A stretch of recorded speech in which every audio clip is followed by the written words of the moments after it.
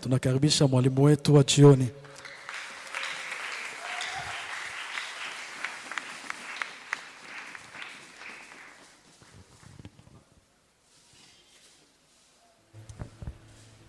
Pendant que nous sommes debout, nous prenons encore notre verset, Daniel chapitre 9. Wakati bado tungaliwima tunachukua shairi yetu ya Danieli sura yake ya 9 à partir du verset 24 jusqu'au verset 27. mstari wake wa 24 hadi 27. 70 semaines ont été fixées sur ton peuple et sur ta ville sainte pour faire cesser les transgressions et mettre fin au péché, pour expier l'iniquité et amener la justice éternelle, pour sceller la vision et le prophète, et pour oindre le Saint des saints. Sache-le donc et comprends. Depuis le moment où la parole a annoncé que Jérusalem sera rebâtie, jusqu'à loin au conducteur, il y a 7 semaines. Dans 62 semaines, les places et les fossés seront rétablis, mais en des temps fâchés. Après les 62 semaines, un oint sera retranché et il n'aura pas de successeur. Le peuple d'un chef qui viendra détruira la ville et le sanctuaire, et sa fin arrivera comme par une inondation. Il est arrêté que les dévastations dureront jusqu'au terme de la guerre. Il fera une solide alliance avec plusieurs pour une semaine, et durant la moitié de la semaine, il fera cesser le sacrifice et l'offrande. Le dévastateur commettra les choses les plus abominables jusqu'à ce que la ruine et ce qui a été résolu fondent sur le dévastateur. Amen. Acclamons très fort pour la parole du Seigneur et reprenons nos places. Bien-aimés dans le Seigneur, nous disons merci à notre Seigneur pour ce moment. Wapendwa, tunasema tena asante kwa Mungu wetu kwa muda huu. Hier, nous avons débuté notre enseignement Na tangu jana tumeanza mafundisho yetu.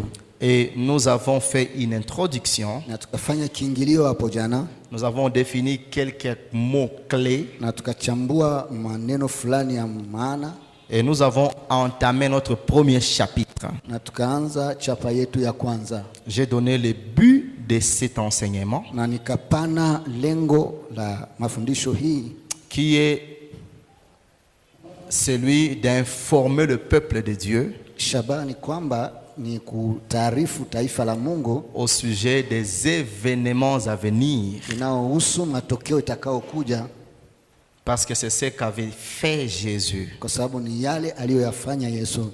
Dans Apocalypse 22, 16, la partie A, Katika Ufunuo 12 na kipengele yake ya kwanza, il dit, moi Jésus, j'ai envoyé mon ange pour vous attester ces choses dans les églises. anasema mimi Yesu nimewaletea hivi vitu ili vipate kufunzwa katika kanisa.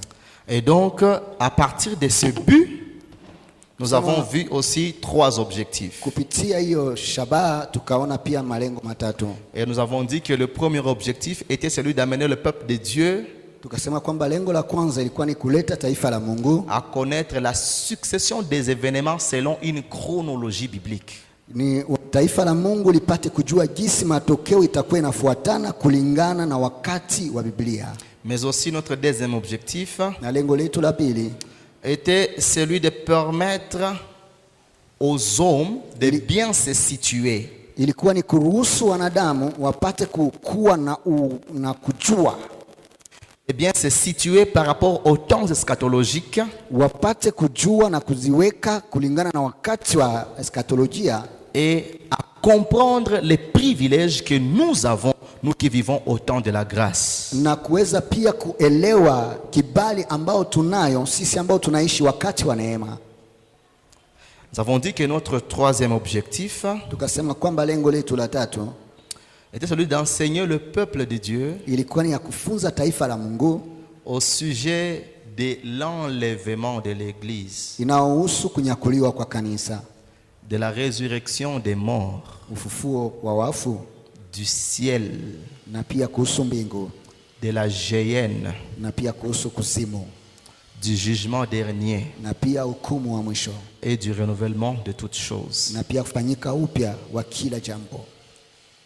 Ce qui m'intrigue dans tout ceci, Ambayo inanishangaza kwa hii yote c'est que lorsque Dieu ou l'ange de Dieu parlait à Daniel, ni kusema wakati malaika wa Mungu alikuwa anamzungumzia Danieli, il lui dit scelle les paroles de ces livres, anamwambia tia muhuri maneno ya kitabu hii, parce que le temps où les gens doivent comprendre ces choses n'est pas encore arrivé. kwa sababu muda ambao watu lazima waelewe hivi vitu haijatimia kabisa. Mais lorsque nous arrivons dans Apocalypse 22, le verset 10, Lakini tukifika katika Ufunuo 12 na mstari wake wa 10, l'ange dit à Jean, na malaika anamwambia Yohane, ne scelle pas les paroles, wewe usitie muhuri maneno, mais à ouvert, mais laisse le livre ouvert, acha kitabu kiwe wazi afin que les gens comprennent ili watu wapate kuelewa, et que l'intelligence du plus grand nombre s'accroisse. na ili akili ya wengi ipate kukomaa. Nous avons vu qu'est-ce que l'eschatologie. Na tukaona eskatolojia ni nini. Nous avons vu qu'est-ce que l'avènement de Jésus-Christ. Tukasema pia ujio wa Yesu Kristo ni gani. Et nous avons vu qu'est-ce que le renouvellement de toutes choses. Na tukaona pia kufanyika upya wa vitu vyote pia ni nini.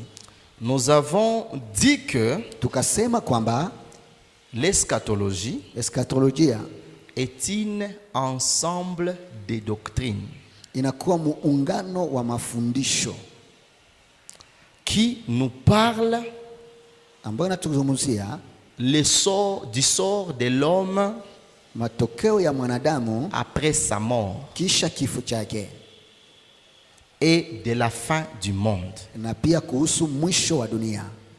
L'ensemble des enseignements Inakuwa mkusanyiko ama muungano wa mafundisho yote qui nous parle du sort ambayo de l'homme inatuzungumzia kuhusu tokeo ya mwanadamu après sa mort kisha kifo chake, et de la fin du monde. na pia kuhusu mwisho wa dunia. Nous avons dit que l'avènement, Tukasema kwamba ujio wa Kristo c'est un terme qui vient du grec, inakuwa msemo ambao inatoka kwa Kiyunani, ou encore un terme théologique wala inakuwa pia msemo ya kiteolojia par lequel nous chrétiens ambamo ndani sisi wa Kristo nous représentons ou nous expliquons la deuxième venue de Jésus-Christ sur la terre. ambamo ndani tunaweza kuchambua ujio wa pili wa Yesu duniani. Amen. Amen. Nous avons dit que le renouvellement de toutes choses, Tukasema kufanyika upya ya jambo yote c'est le rétablissement de toutes choses. tunasema ni kufanyika upya ama kusimikwa upya ya vitu vyote, Parce que tout passera. kwa sababu vyote vitapita. Les cieux et la terre passeront. Mbingu na ardhi yote itapita, Et il y aura un nouveau ciel, na kutakuwa mbingu mpya une nouvelle terre. na dunia mpya. Et en ce moment-là, Na kwa wakati huo le règne de Jésus-Christ utawala wa Yesu Kristo sera puissant itakuwa yenye nguvu kabisa, et il n'y aura plus de morts. na hakutakuwa tena wafu, Il n'y aura plus de morsures de serpents. hakutakuwa tena kulumwa kwa nyoka, Il n'y aura plus d'inimitié entre l'homme et la nature. hakutakuwa uadui tena kati ya mwanadamu na uumbaji. C'est ça le rétablissement de toutes Hiyo choses. ndo kufanyika upya ama kusimikwa upya ya vitu vyote. Nous avons dit que Tukasema kwamba l'eschatologie, eskatolojia vu que c'est une science attachée au temps, kwa kuwa inakuwa sayansi ambayo inaambatana na wakati, on ne peut pas parler des événements sans pourtant parler de la chronologie. hatuwezi kuzungumzia matokeo kabla hatujazungumzia wakati ambao itafanyika ndani, Parce que les événements se déroulent dans le temps et dans l'espace. kwa kuwa matokeo inapitikana kwa wakati na mahali. Et nous ne pouvons pas commencer à compter Na hatuwezi kuanza kuhesabu si nous n'avons pas de repères. kama sisi hatuna alama. Le peuple repère, c'est le peuple d'Israël. Taifa ambayo inakuwa alama ni taifa la Israeli, Parce que même cette prophétie kwa sababu hata unabii huu qui a été donné à Daniel, ambayo ilimupewa Danieli, on lui dit wanamwambia 70 semaines wiki 70 sont fixées sur ton peuple imesimikwa juu ya taifa lako et sur ta ville sainte. na katika mji mtakatifu wako. Est-ce qu'on dit sur les nations du monde? Je, wanasema kwa ajili ya mataifa ya dunia? Non. Hapana, Sur ton peuple kwa taifa lako et sur ta ville sainte. na kwa ajili ya mji wako Et mtakatifu. on lui dit Na wanamwambia que ces 70 semaines kwamba hii wiki 70 sont fixées avec objectif. nayo imesimikwa ikiwa na lengo. On dit les 6 objectifs de ces 70 semaines. Wanasema lengo 6 ya hizi wiki 70. On dit les 70 semaines sont fixées Wanasema kwamba hizi wiki 70 zimesimikwa parce que Dieu veut faire cesser les transgressions. kwa sababu Mungu anatafuta kusimamisha uovu. Amen. Hein? Amen. Mais j'insiste encore ici, Na minasitiza tena hapa, ces choses hivi vitu ne sont pas dites à toutes les nations. visemekwe kwa ajili ya taifa lote kama zote. Comme je vous ai dit encore hier, Kama nilivyowaambia tena jana, il existe des prophéties bibliques kuna kuwa maunabii ya kibiblia qui ont de multiples accomplissements. ambao inatimilika kwa njia mingi na mara mingi. Tout ce qui est dit ici, Ambao yote ambayo imesemekwa hapa pour nous, Église, kwetu sisi kanisa, ces choses sont déjà accomplies. hivi vitu vimeisha kutimilika tayari. Est-ce que vous comprenez? Je, mnaelewa? Pour nous, l'Église, Christ a vaincu les péchés en clouant son corps, sa chair sur la croix. Kwetu sisi kanisa, Kristo ameyashinda dhambi akitundika mwili wake kwenye msalaba. Pour nous, chrétiens, Christ nous a déjà donné le sang qui expie nos péchés en mourant à la croix. Kristo amesha kutupatia sisi damu ambayo inaondoa dhambi akifa msalabani. Pour nous, chrétiens, Kwetu sisi wa Kristo, Jésus est notre justice. Yesu ndio haki yetu.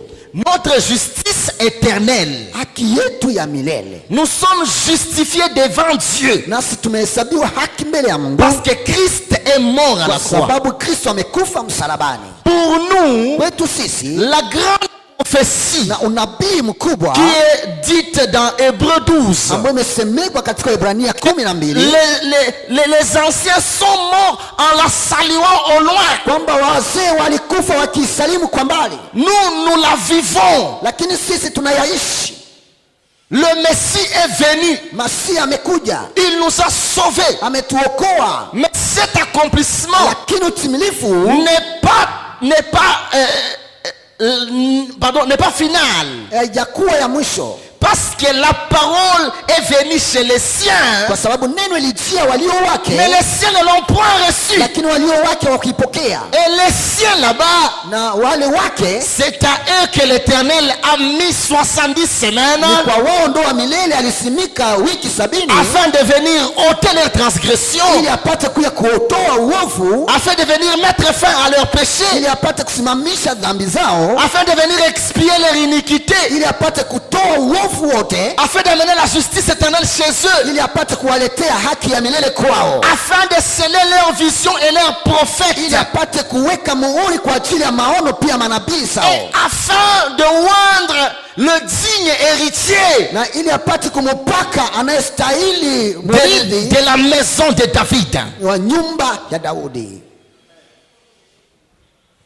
La Bible dit, cette prophétie dit, Biblia inasema kuhusu unabii, Après la 69e semaine, kisha wiki wa 69 un roi sera retranché. na mpakaliwa atatolewa, Et il ne laissera pas de na successeur. hataacha hata mlizi.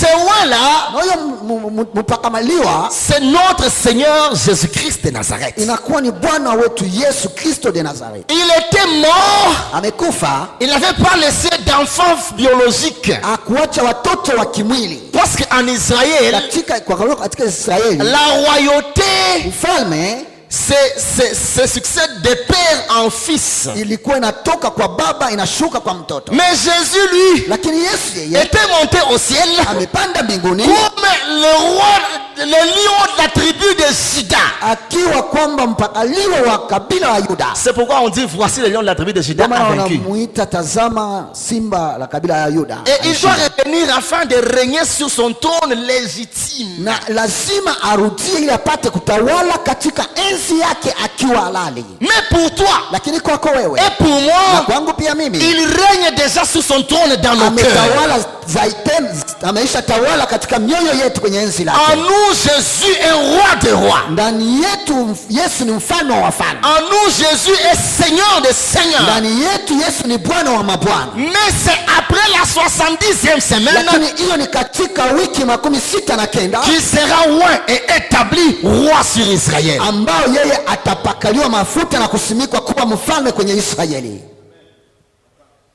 Vous me comprenez? Je, mnanielewa? Amen. Amen.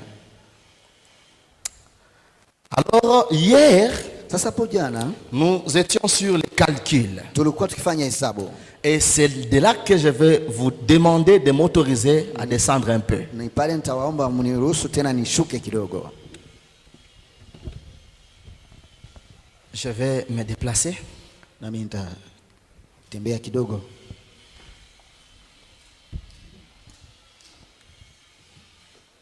Hier, nous étions en train de voir ce qui se passe avec les années ici. Na jana tulikuwa tukiona ambayo inapitikana kuhusu miaka, Et nous avons dit que na tukasema kwamba les semaines qui nous sont dites dans ce passage na juma ambayo imetuambiwa katika usomi huu ne sont pas les semaines hebdomadaires, haziko wiki kama za kawaida, mais ce sont les semaines des années. lakini zinakuwa wiki ambazo zinakuwa kama ni miaka. Donc, chaque jour de ces semaines, Ni kusema kila siku ya wiki hizi c'est une année. inakuwa ni mwaka mmoja. Une semaine, Wiki moja c'est 7 ans. inakuwa ni miaka 7.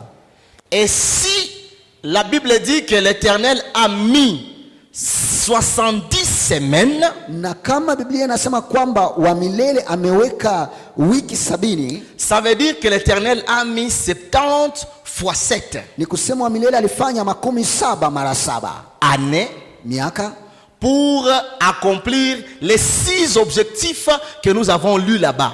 ili apate kutimiza hizi lengo 6 ambazo tumezisoma hapo, Mettre fin à l'iniquité, akikomesha uovu, expier les péchés, akifanya kuondolewa kwa dhambi, détruire les transgressions, akiharibu pia dhambi, établir la justice éternelle, akisimika haki ya milele, oindre les saints des saints. akipaka mpakaliwa mtakatifu wa watakatifu. Donc Dieu disait à Daniel, Ni kusema Mungu alikuwa anamwambia Danieli, après 490 ans, kisha miaka 490 tu seras sauvé, toi et ta ville sainte et tout ton peuple. utaokolewa wewe na mji wako takatifu na taifa lako. Mais il lui donne 3 mesures de temps. Lakini anampatia vipimo 3 vya wakati. Il lui dit ceci: Anamwambia hivi, depuis le jour où la parole va annoncer que Jérusalem sera rebattue, tangu siku neno itatangaza kwamba Yerusalemu itajengwa tena upya, jusqu'au jour où le roi se présentera devant vous, mpaka siku mpakaliwa atajionesha kwenu,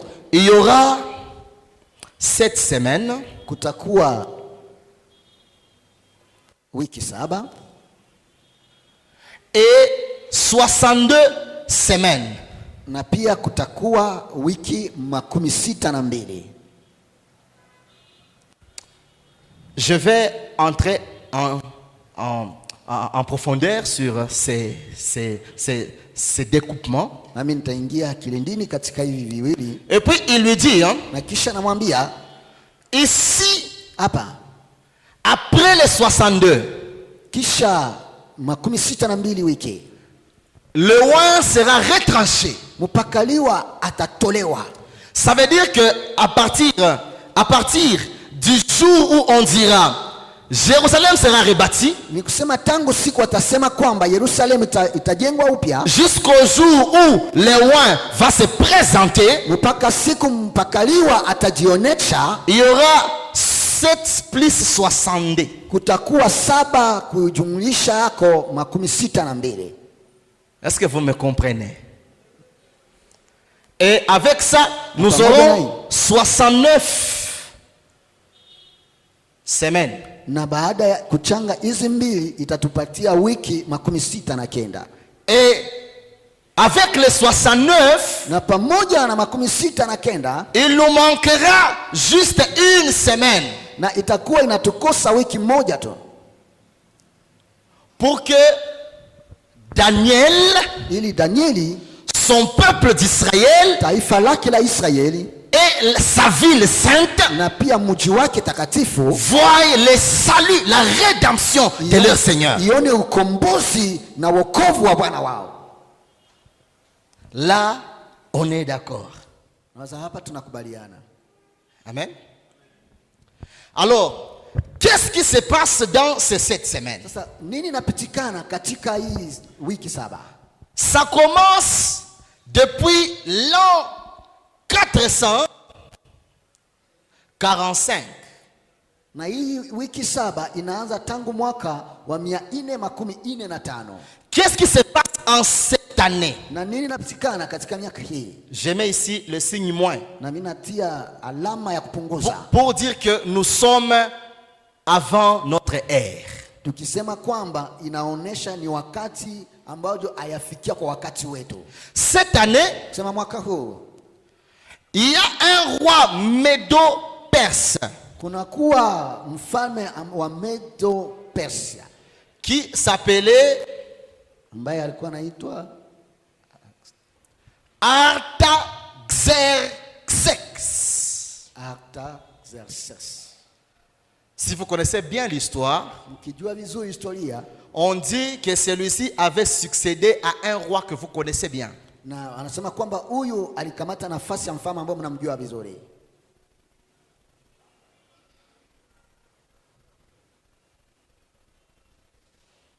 Assuérus. Asuera. Assuérus était le mari de quelle reine? Na kile alikuwa mfalme wa bwana nani? Esther, n'est-ce pas? Mais on ne sait pas.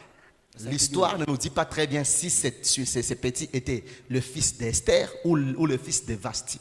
Sasa hawatuambii kwamba huyu alikuwa mtoto wa Esther ama wa Vasti. Mais on sait que c'est lui qui avait succédé à Assuérus. Lakini tunajua kwamba ni huyu aliyemgomboa Asuera. Amen. Ama Kiro.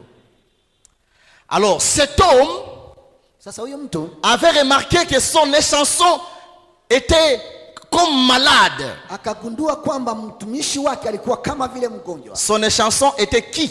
Na huyo mtumishi wake alikuwa nani? Néhémie. Alikuwa Nehemia. Alors Néhémie, le roi lui dit, pourquoi tu es comme ça? Sasa Nehemia mfalme anamwambia kwa nini uko hivyo wewe? Néhémie dit, Nehemia anasema, les tombeaux de mes ancêtres sont profanés. namna gani inaweza kuwa hivi kama makaburi ya ndugu zangu na wababu imeharibiwa? Et les portes de ma ville sont brûlées. Na hata milango ya mji wangu imeungua. Alors permets-moi Sasa niruhusu de rentrer pour aller rebâtir. nirudi tena niende kuijenga upya. En cette année, Katika miaka hii le roi huyu Artaxerxès mfalme Artaxerxes va dire à Néhémie, atenda kumwambia Nehemia, va rebâtir la ville. nenda ukajenge mji mpya. C'est à partir de cette année Ni tangu wakati huu, que commencent les 70 semaines de Daniel. ni katika miaka hii ndo inaanza hizo wiki 17 ya Danieli. Vous comprenez? Hiyo kama mnaelewa. Alors cet homme, Sasa Néhémie, huyu mtu Nehemia va rentrer. atarudi. Maintenant, Sasa Qui peut me dire cette semaine, d'après notre calcul, ça nous donne combien d'années? Sasa nani anaweza kuniambia kulingana na hesabu yetu hii wiki 7 natupatia ngapi ama miaka ngapi? C'est 49 ans. Inatupatia makumi. Cette fois c'est 49. 49. Amen. Amen. Alors la prophétie dit que c'est dans 49 ans, dans cette semaine, Ni kusema unabii nasema katika miaka 49 ama wiki 7 la ville sera rebâtie. na mji utajengwa upya. Nous savons bien que la muraille avait été rebâtie dans combien de jours? Na tunajua kwamba hiyo ukuta ilijengwa katika siku ngapi? 52 jours. Ilikuwa katika siku 52. Le temple de Zorobabel avait été rebâti dans combien de jours? Na hekalu ya Zorobabeli ilijengwa katika siku ngapi? 20 ans. Miaka 12. Mais les 49 ici, Lakini hii miaka 49 c'est la durée inakuwa ni muda de la reconstruction de la ville de Jérusalem. inakuwa muda ambao ulidumu wa ujenzi upya wa mji wa Yerusalemu. Donc Jérusalem avait été détruite par le roi Nebuchadnezzar. Ni kusema Yerusalemu iliharibiwa na mfalme Nebukadneza. Et pour que la ville soit reconstruite, Na ili mji tena upate kujengwa mpya, qu'on rebâtisse des maisons, wajenge tena manyumba, qu'on rebâtisse des routes, wajenge upya tena mabarabara, qu'on rebâtisse la muraille, wajenge upya tena ukuta, qu'on rebâtisse le temple, wajenge pia upya hekalu. ça leur avait pris 49 ans. Nao iliwachukua muda wa miaka 49. Et on dit c'était en des temps fâcheux. Na wanasema ilikuwa wakati wa machungu. Il y avait les Tobija, Kulikuwa Watobija, il y avait les Sanballat, Wasambalati il y avait les na Arabes Waarabu qui combattaient ambao walipigana Jérusalem. na watu wa Yerusalemu. Tout le monde ne voulait pas voir ce peuple se reconstituer. Wote, hakuna mtu alipenda kuona taifa hili ikijifanya upya na kujiunga upya tena. Mais malgré ça, Lakini ingawaje hiyo, après 49 ans, kisha miaka 49 Jérusalem avait été reconstruite. Yerusalemu ilijengwa tena upya. Amen. Amen. Après les 7 semaines, Kisha wiki 7 on ajoute 62 semaines. wanaongeza ako wiki 62. Mais pour connaître ce qui s'est passé dans ces 62 semaines, Na kujua yale ambayo ilipitikana katika hizi wiki 62, parce que ces 62 semaines kwa kuwa hizi wiki 62 tombent dans la période où Dieu ne parlait plus. inaanguka katika wakati ambamo Mungu hakuwa anasema tena. Amen. Amen. Dieu est multisystème. Mungu anakuwa na njia mingi. Il existe un pont entre l'Ancien Testament, Kunakuwa kilalo ambayo inakuwa katika Agano la Kale katikati, et le Nouveau Testament. na Agano Jipya. Entre Malachie et Matthieu. Katikati ya Malaki na Mathayo Il s'était déroulé combien de temps? kulipitikana muda gani?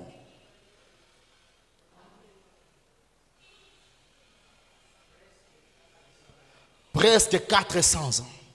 Donc beaucoup d'années. Miaka 400. Alors qu'est-ce qui s'était passé? Sasa nini ilipitikana?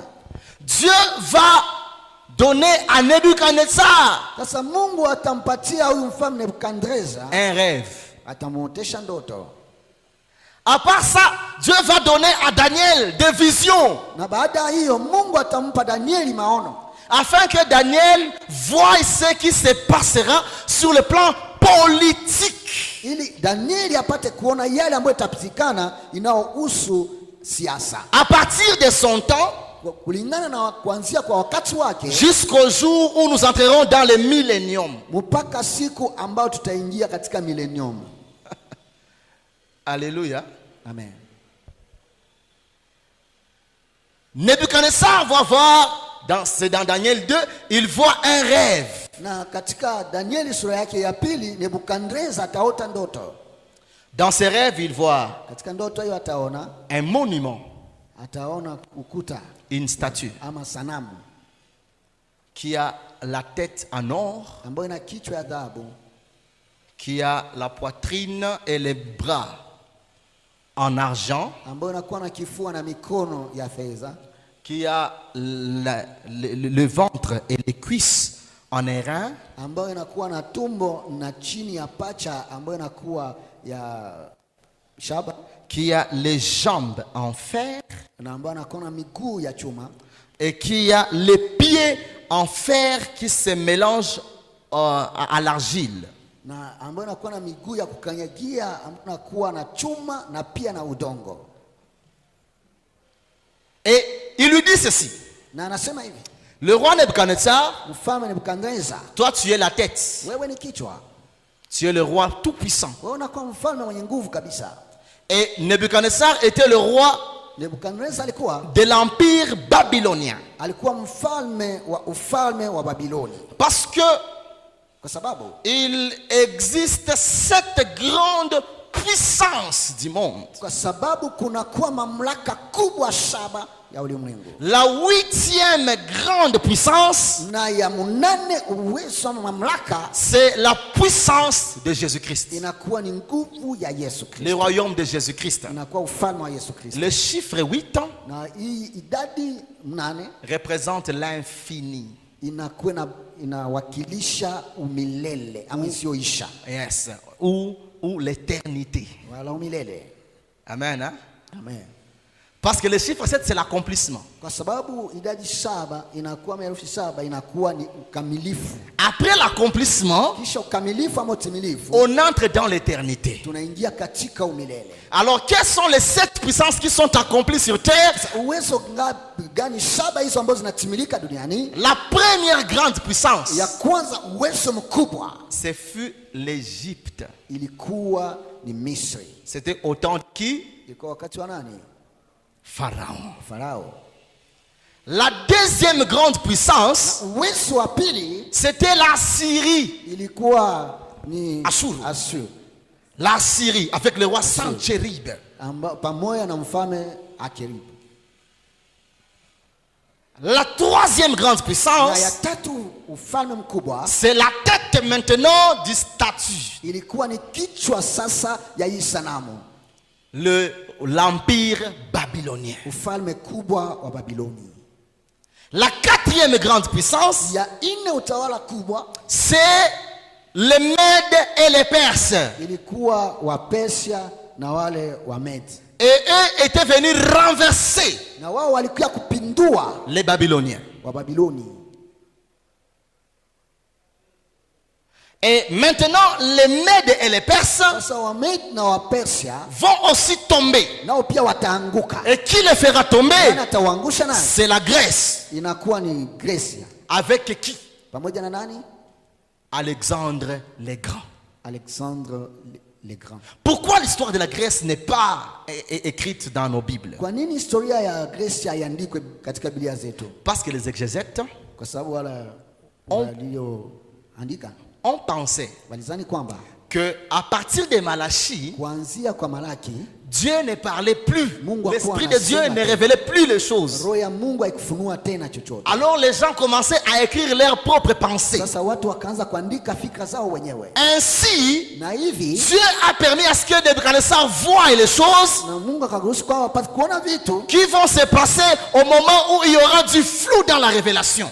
vitu ambavyo vitapitikana wakati ambao kutakuwa machanganyiko katika ufunuo. Et vous allez comprendre une Na chose. mtaelewa jambo moja, Cette puissance, la Grèce, kwamba hii uwezo mkubwa ya Grecia qui n'apparaît pas dans nos Bibles, ambayo ionekane katika Biblia zetu avait de l'impact sur le plan scientifique. ilikuwa kabisa na maana ama na shindo kubwa kuhusu sayansi, À tel point que le Nouveau Testament a été écrit en grec. hadi ya kwamba Agano Jipya imeandikwa katika Kiunani.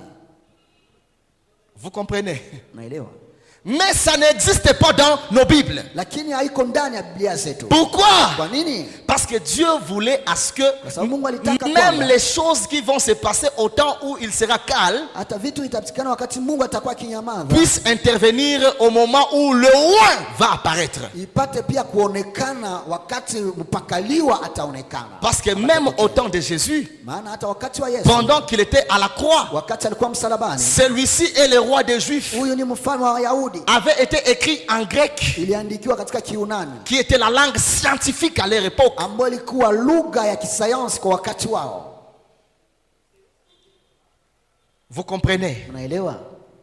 Alors, après la puissance qui est la Grèce, Kisha hiyo uwezo ya Wayunani ama Wapersia, c'était maintenant le temps de l'Empire romain. nayo ilikuja sasa wakati wa ufalme mkubwa wa Waroma, Et c'est pendant le règne de César na wakati wa utawala wa Kaisari que les 62 semaines étaient arrivées. ndo hizi wiki 62 imefikia, Et c'était pendant ce règne na ilikuwa wakati wa utawala wake que le latin aussi était comme la langue officielle. ndo Kilatini nayo ilikuwa kama lugha ambayo inakuwa ya serikali, Et la langue religieuse, na usemi wa kidini la langue du culte, na usemi wa ibada c'était le hébreu. ilikuwa Kiebrania.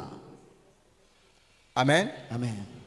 Voilà pourquoi sur la croix de Jésus, il y avait le grec, il y avait le latin et le hébreu. Ndio maana kwenye msalaba wa Yesu kulikuwa Kiunani, Kiebrania na pia kilikuwa Kilatini. Et pourquoi on avait écrit ces trois langues? Kwa nini waliandika hizi lugha tatu?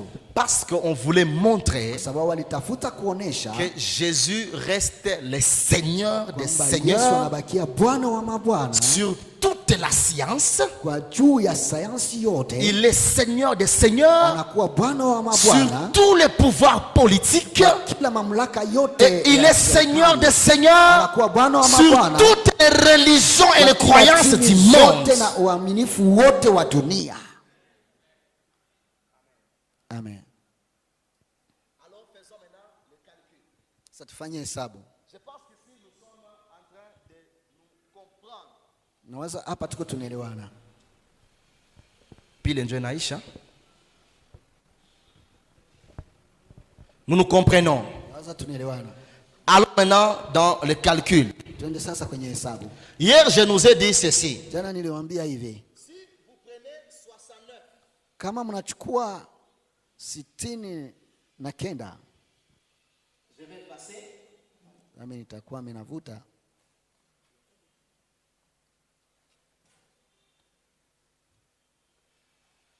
Si vous prenez 69, Mkichukua 69 vous le multipliez par 7. na mkipata kuijumulisha mara 7, Vous trouvez c'est égal comme ça donne combien? inapana ngapi? 483. 483 Mufanye sasa 483 moins 445. kupunguza amo 445.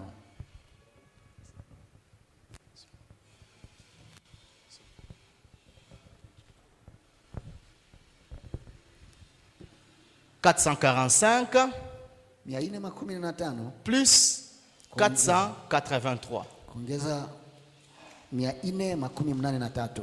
Ça donne, Natupatia ngapi? Tuseme majibu. Natupatia ngapi? Papa Espoir, Hein? Muna 38, hein? Merci. 38. 38 ans. Miaka 38. Alors que Jésus-Christ Japo huyo Yesu Kristo n'était pas venu en l'an 38. akukuja katika mwaka wa 38. Jésus-Christ avait commencé son ministère en quelle année? Yesu alianza huduma wake katika mwaka gani? Papa Christelle. À 30 ans, il était mort à 33 ans. Akiwa na miaka 30. S'il est né en l'an 0, Kama amezalikwa katika mwaka 0, il est mort en l'an 33. Na amekufa katika mwaka wa 33. Il a fait un ministère de 3 ans. Alifanya huduma wa miaka 3. 3 ans et demi. Miaka 3 na Ça veut dire que Jésus a commencé. Le jour où il était entré dans un synagogue, Kusema siku Yesu aliingia katika sinagogi, il prit le rouleau de la prophétie d'Isaïe anachukua gombo la unabii wa Isaya, pour dire, l'Esprit du Seigneur est sur moi, akisema roho ya Bwana iko juu yangu, car il m'a oint kwa kuwa milele nipaka, pour annoncer la bonne nouvelle, ili kutangaza habari njema, pour renvoyer libre les opprimés. na kuacha uhuru waliokuwa wanashambuliwa. Il fait toute cette déclaration, Anafanya matamko yote hii, puis il ferme le rouleau. na kisha anafunga gombo. Il dit aujourd'hui, Anasema leo cette partie des Écritures hii sehemu ya maandiko vient de s'accomplir. inatimilika. Ça veut dire il annonce que je suis le oint. Ni kusema anatangaza kwamba ni mimi mpakaliwa. C'était en l'an 30. Ilikuwa katika miaka 13. N'est-ce pas? Sio hivyo? Sommes-nous ensemble? Je, tuko pamoja? Alors pourquoi il y a ce décalage de 8 ans? Kwa nini kunakuwa hii kutokuelewana kati ya miaka 13 na 38 ama miaka 8? Comme je nous ai dit, Kama nilivyowaambia, lorsque la prophétie est donnée, wakati unabii unapewa, elle est donnée selon le calendrier imepanwa kulingana na kalendari prophétique. ya kinabii. Amen. Amen. Et le calendrier prophétique, Na kalendari ya kinabii, est-ce que quelqu'un peut me prendre mtu mmoja anaweza kunikamatia pour que nous comprenions ce que nous sommes en train de dire? ili tuelewe tunaoyasema? Même Apocalypse 13, Naweza chukua hata Ufunuo 13. prenez-moi le verset 1er jusqu'au verset 3.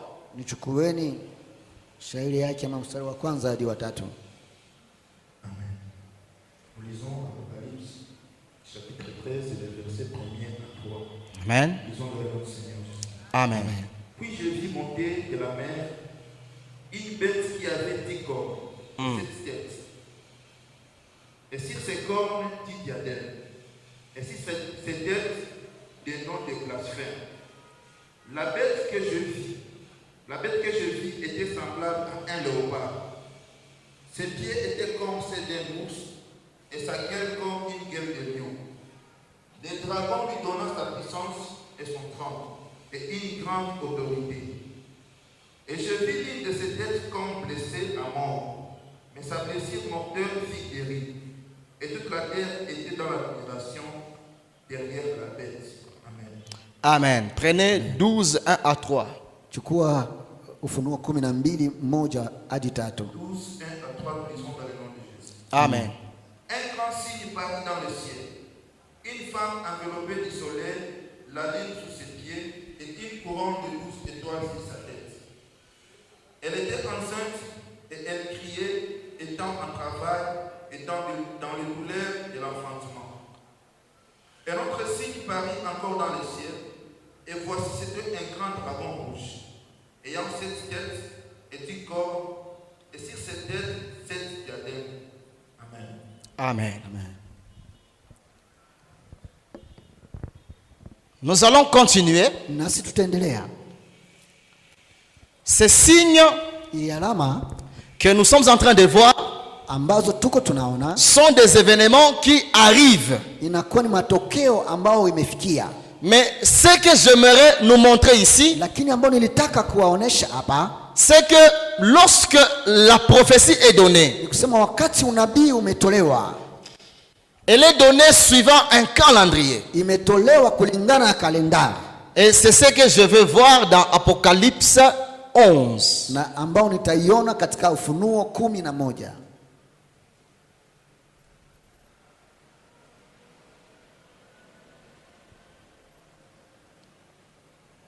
Apocalypse 11, papa, lisez toujours.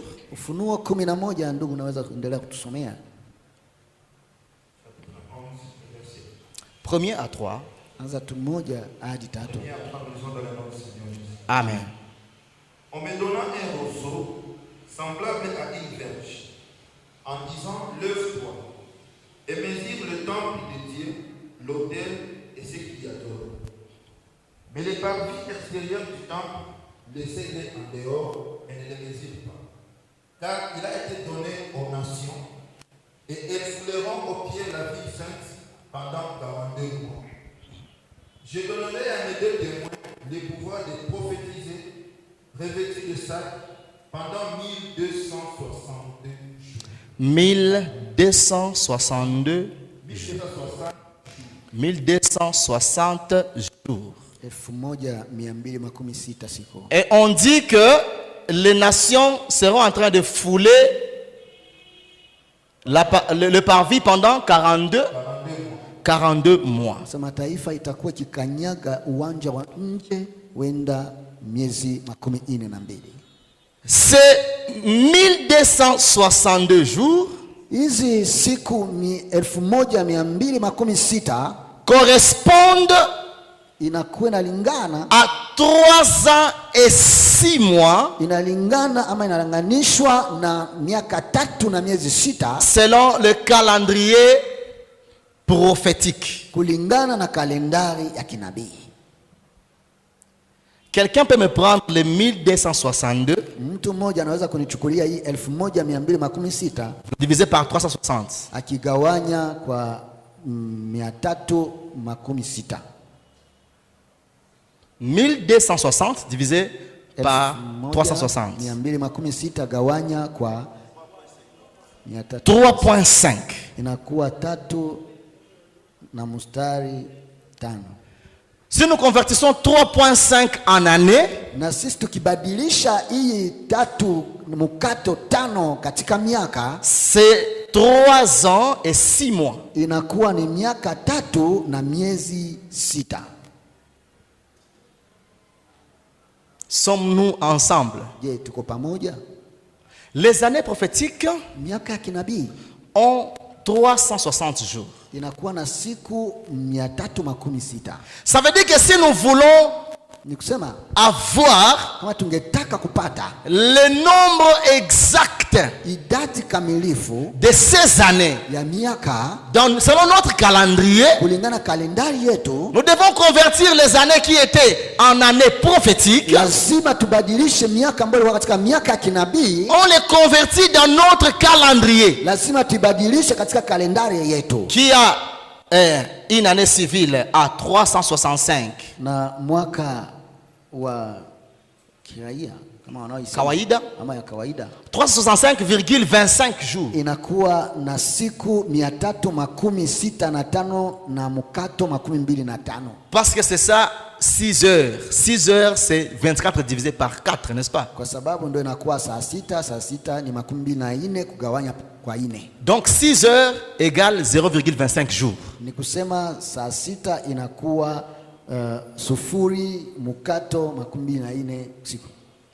N'est-ce pas? Amen.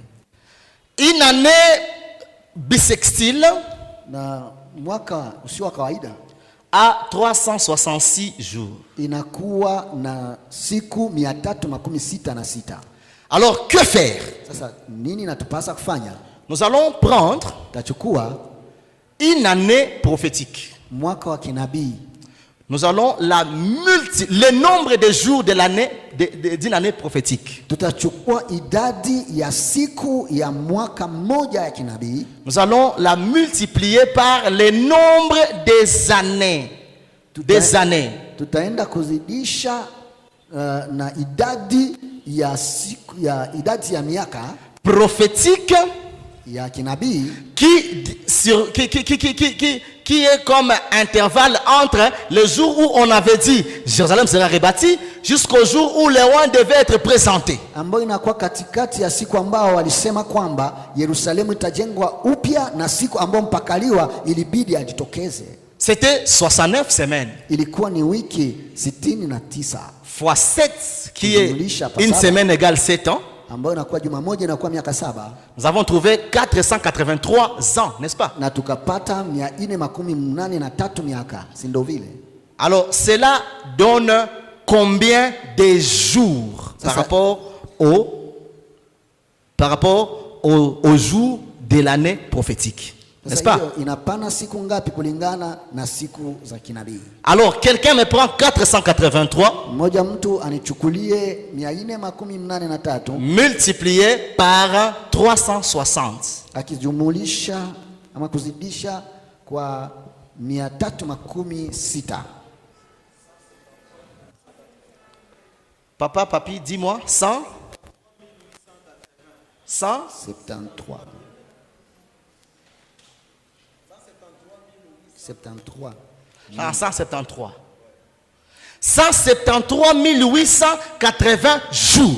Siku 1713 na 18 na 880 siku. Amen. Hein? Alors, pour savoir maintenant les nombres, pour savoir c'est 483. Ni kusema kwa kuweza kuelewa hii 483 représente combien d'années dans notre calendrier? inawakilisha miaka ngapi katika kalendari yetu? Je vais nous demander d'utiliser une année de 366 jours. Nitaenda kuwaomba mtumie mwaka wa 366 siku pour éviter des virgules. ili tupate tutoe ile mamikato. 173 880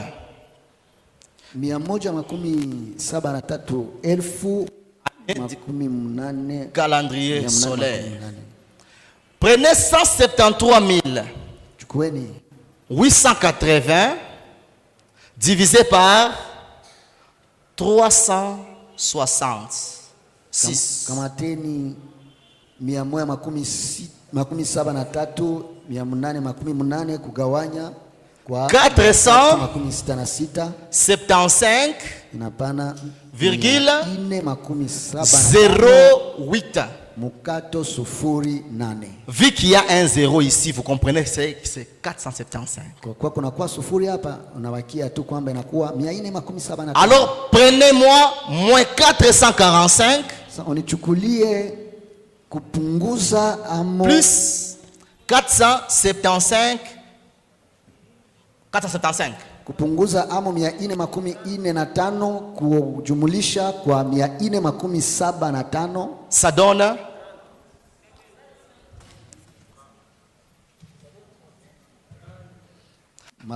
30.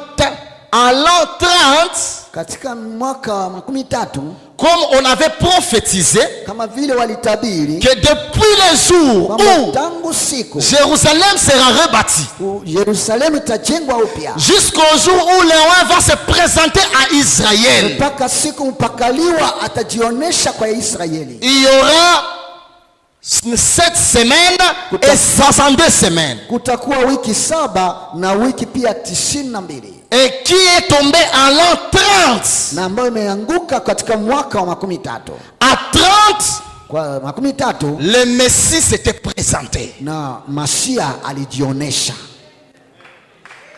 Donc la Bible avait donné avec précision l'année de la venue de Jésus-Christ. Ilipana katika ukamilifu wote siku na mwaka wa kuja kwa Yesu Kristo. Vous comprenez maintenant d'où est venu ces 69 semaines. Mnaelewa wapi imetoka hiyo wiki 67 na kenda. Alors, Sasa vu que j'ai terminé avec cette démonstration kwa kuwa nimemalisha hii kubayanisha hivi et que le temps passe, na kwa kuwa muda umepita, clôturons pour aujourd'hui. tunaweza kusimamia hapa kwa leo. Avec la venue de Jésus, Pamoja na ujio wa Yesu, vous comprenez qu'il y a eu la succession des royaumes. utaelewa kwamba kulikuwa falme ambazo zilikuwa zinapita, Et à partir de l'an 30, na katika mwaka wa 13 Jésus avait commencé son ministère. na Yesu akaanza huduma wake. La prophétie dit, Na unabii unasema après les 69 semaines, kisha hizi wiki 99 un roi sera retranché na mpakaliwa atatolewa et il ne laissera pas de na successeur. hataacha hata mlizi. Voilà pourquoi Jésus n'avait pas épousé. Ndio maana Yesu hakuoa Il n'avait pas laissé d'enfants. hakuacha watoto. C'est pourquoi toutes ces doctrines-là qui vous disent non, Yesu alikuwa fataka Marie Madeleine za bongo. Ndio maana mafundisho yote ambayo nawaambia kwamba Jésus était en train de courtiser Marie Magdalene, c'est faux. Mais alikuwa anamfuata. Il était en train de courtiser Marie. Jésus ne pouvait pas le faire. Yesu angeliweza kuyafanya Parce qu'il fallait d'abord qu'il rentre avec la prophétie de Israël, de Jacob, qui dit le bâton de commandement ne quittera pas Juda jusqu'à ce que les Shiloh viennent et que toutes les nations lui obéissent. Sasa Yesu angefanya hivyo kwa kuwa ilimbidi arudi kwanza na unabii wa Yakobo ambao inasema ya kwamba fimbo ya utawala haitatoka katika kizazi cha Yuda na ili taifa lote lipate kumtii. Et cette prophétie avait eu son accomplissement. Na ilitimilika. Parce que Jésus était rentré avec les bâtons du lion de la tribu de Juda. Kwa kuwa Yesu alirudi na fimbo ya katika kizazi ama kabila la Yuda. Et il rentrera na atarudi un jour siku moja afin de régner sur le trône de David son père. ili apate kutawala kwenye enzi ya Daudi baba. Et c'est là que j'arrive maintenant là où Mzee Yvon avait dit. Ni hapo nifikia pale ambapo Mzee Yvon alisema le second Adam kwamba Adamu wa pili lui régnera sur la terre pendant 1000 ans. Atatawala ulimwenguni katika miaka 1000. Demain nous allons entrer dans les temps de la grâce. Na kesho tutaingia katika wakati wa neema. Et si Dieu nous permet, kama Mungu ataturuhusu, nous allons passer rapidement tutapita kwa haraka au temps de la grâce wakati wa neema et parler de l'enlèvement de l'église na kuzungumzia kunyakuliwa kwa kanisa et de la tribulation. Na pia ziki. Que Dieu vous bénisse. Mungu awabariki. Naomba wapatie mchungaji microphone ili apate kubariki sadaka ya kubariki taifa la Mungu tunaporudi nyumbani.